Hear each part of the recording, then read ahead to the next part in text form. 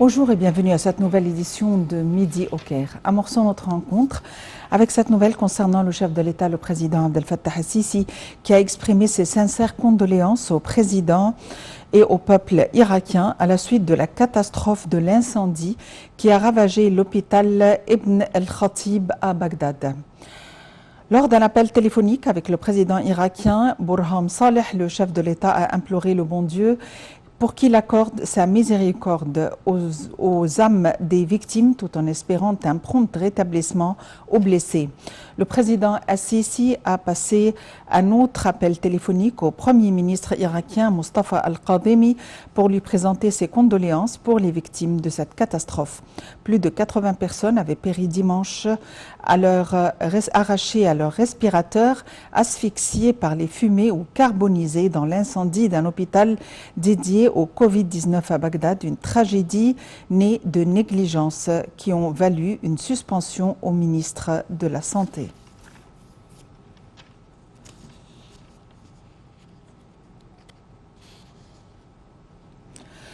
Le président Abdel Fattah el-Sisi a enjoint de suivre les méthodes d'irrigation les plus modernes afin de maximiser l'exploit de l'eau tout en poursuivant le développement global dans la péninsule du Sinaï. Plus d'informations dans ce compte rendu de Marwa Arfa et Shamsene.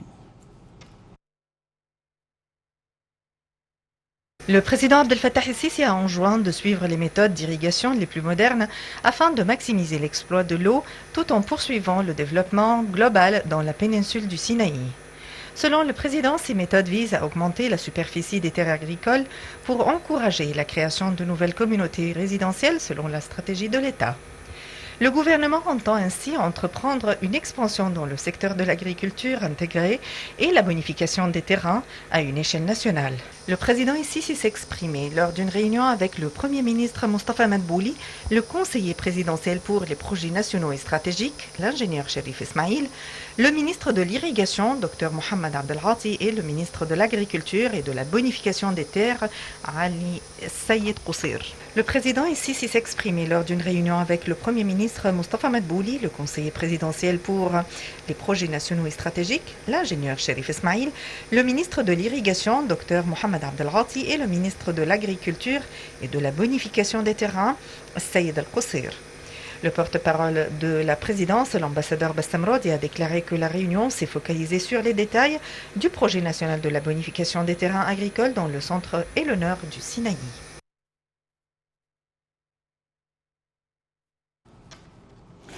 Le président Abdel Fattah el-Sisi a reçu hier le vaccin anti-Covid-19.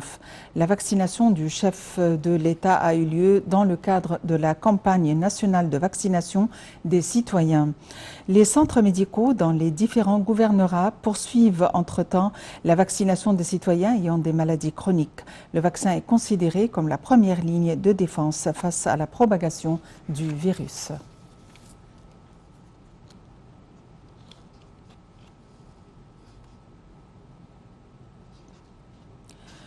Le président Abdel Fattah el-Sisi s'est entretenu avec le Premier ministre et un certain nombre de ministres et de responsables concernés afin de garantir le flux financier au profit de l'organisme de l'assurance sanitaire globale. Lors de la réunion, les indices des développements de l'organisme au niveau de la République ont été examinés surtout dans les gouvernorats comme Port Saïd. Nous avons plus d'informations dans ce compte rendu de Marwa Arfa et Shamsene. Le président Abdel Fattah el-Sisi s'est entretenu avec le Premier ministre et un certain nombre de ministres et de hauts responsables concernés afin de garantir le flux financier au profit de l'organisme de l'assurance sanitaire globale. Lors de la réunion, les indices de développement de l'organisme au niveau de la République ont été examinés, surtout dans les gouvernorats comme Port Saïd. La réunion a aussi examiné la situation actuelle pour contenir les répercussions du coronavirus et fournir de nouveaux vaccins contre ce virus. Le Premier ministre Mustafa Madbouli a pour sa part incité les citoyens d'inscrire leur nom dans les plus brefs délais sur les sites de vaccination gouvernementaux afin de garantir leur propre protection et en même temps protéger la communauté des méfaits de la prolifération de la nouvelle variante de la pandémie. En outre, M. Madbouli a salué le rôle joué par les équipes médicales dans le traitement des malades atteints de coronavirus, ainsi que pour leurs efforts déployés dans le cadre de la campagne d'immunisation.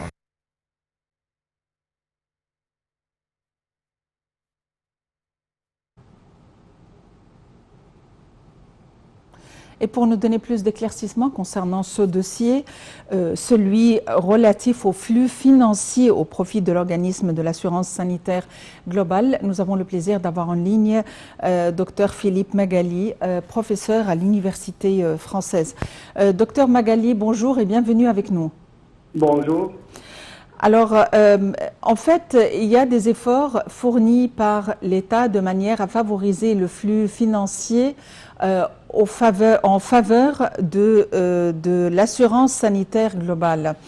Dans quelle mesure pensez-vous que ce projet serait répandu prochainement, étant donné que ce projet, d'après ses débuts qui ont commencé à Port Saïd et d'après l'évaluation de l'état des choses, à votre avis, quel serait le flux de ce projet?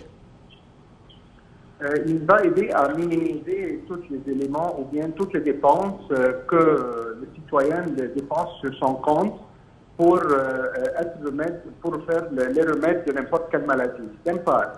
D'autre part, c'est l'évolution normale de tout ce qui se passe maintenant sur le niveau de l'État et du pays en total, de moderniser les services, de globaliser et de mettre un peu le focus sur tous les éléments qu'on a besoin.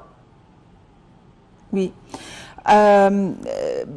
En fait, lors de la réunion, les indices des développements de l'organisme au niveau de la République ont été examinés surtout dans les gouvernorats comme Port Saïd. À votre avis, comment pouvons-nous évaluer l'expérience de Port Saïd?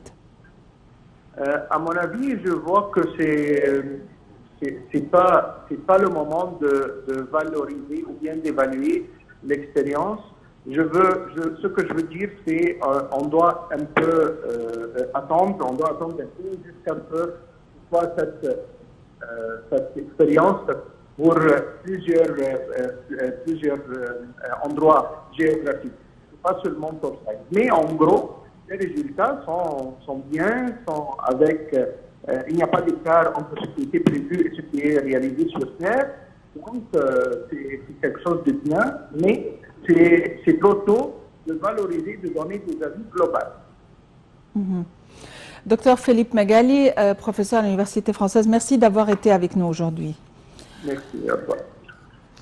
Le ministre des Affaires étrangères, Sameh Choukri, et son homologue jordanien, Ayman El-Safadi, ont appelé les forces de l'occupation israélienne de mettre un terme à tous les actes agressifs et provocateurs qui mènent à une escalade des tensions dans les territoires palestiniens occupés.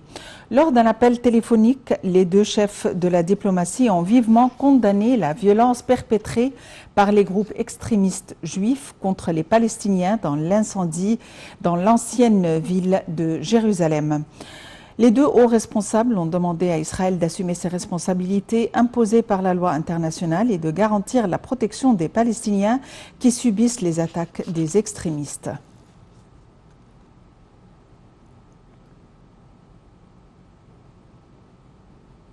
Par ailleurs, le ministre des Affaires étrangères, Sameh Choukri, s'est entretenu avec l'émissaire spécial de l'ONU pour le Yémen, Martin Griffiths. Les deux responsables ont examiné les derniers développements de la situation au Yémen et les efforts intensifs déployés en vue de parvenir à un règlement global et durable à la crise yéménite. Monsieur Griffith, en visite au Caire, doit aussi s'entretenir avec de hauts responsables de la Ligue arabe pour discuter des moyens de résoudre cette crise.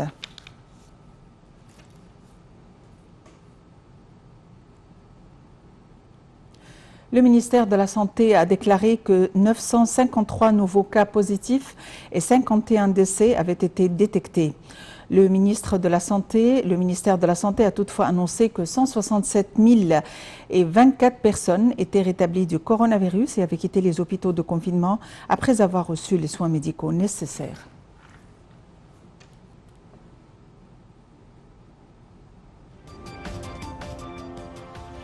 Fin de cette édition quotidienne de Midi au Caire. Merci de l'avoir suivi et à la prochaine.